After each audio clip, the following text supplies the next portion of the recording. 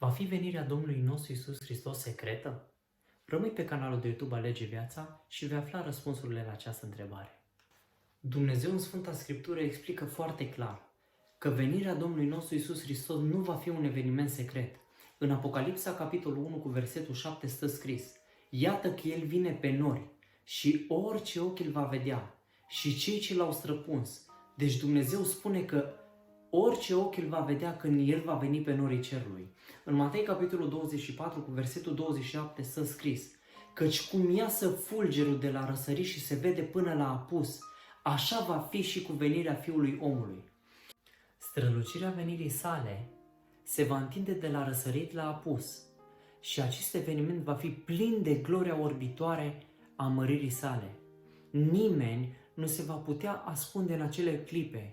Orice suflet viu va fi obligat să stea în fața Domnului nostru Iisus Hristos. El nu a lăsat nicio portiță pentru îndoială și înțelegere greșită. De aceea, în Sfânta Scriptură, avem răspunsurile la toate întrebările care pe noi ne frământă. În Cartea Faptele Apostolilor, de la capitolul 1, de la versetul 9 la 11, ne arată că Domnul nostru Iisus Hristos va veni pe norii cerului exact cum s-a înălțat. Să citim ce stă scris în Faptele Apostolilor, capitolul 1, de la versetul 9 la 11. După ce a spus aceste lucruri, pe când se uitau ei la el, s-a înălțat la cer și un nor l-a ascuns din ochii lor. Și cum stăteau ei cu ochii pironiți spre cer, pe când se suia el, iată că s-a arătat doi bărbați, îmbrăcați în alb și au zis: Bărbați galileeni, de ce stați și vă uitați spre cer?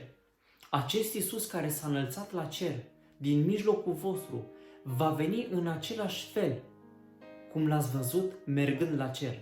Deci în Cartea Faptele Apostolilor ne arată că Domnul Iisus va veni pe norii cerului exact cum a plecat la cer.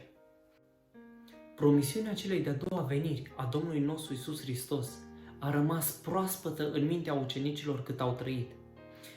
Ei știau că acel Iisus, care îl urmăriseră cu privirea pe când El se înălța spre cer, avea să se întoarcă.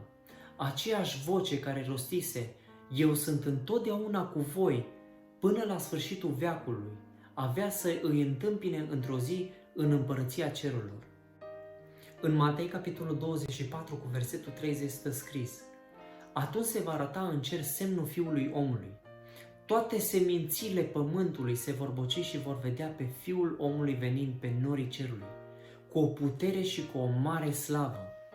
El va veni pe norii cerului în mod literal, ca o ființă personală în trup, în carne și oase, și venirea sa va fi vizibilă și orice ochi îl va vedea. Scriptura este precisă cu privire la aceste realități. Deci Domnul Iisus nu va veni în secret, ci orice ochi îl va vedea. Dacă ți-a plăcut acest video, nu uita să dai un like și să te abonezi la pagina de YouTube și de Facebook Alege Viața. Pe curând!